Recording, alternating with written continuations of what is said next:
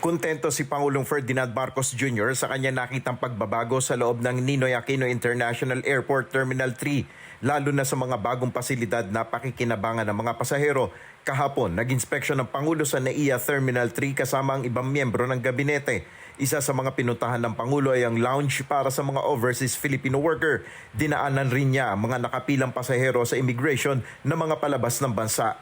Ayon sa chairman ng New NAIA Infra Corporation na si Ramon Ang, marami ng pagbabago sa airport terminal. Nakita niyo ba yung mga tulugan, pahinga ng OFW lounge?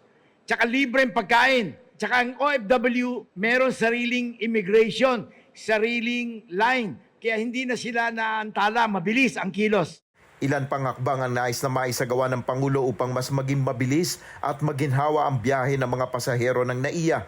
Kabilang narito ang paglalagay ng facial recognition technology sa mga e-gate. We're trying to make life easier for them na mabilis nga, hindi sila hinahanapan ng kung ano-anong ID. DMW is already providing an ID so that it's very easy for them to identify themselves, makapasok sila sa lounge, maka-avail sila ng services, at mabilis ang pagdaan sa kanila. Hindi na hinahanapan ng kung anong certificate, yung QR code, yung ID, etc. etc. Mukha na lang nila, ayun na, ID. Hindi na kailangan bumunot ng passport, hindi na kailangan. Soon, magkakaroon na tayo niyan.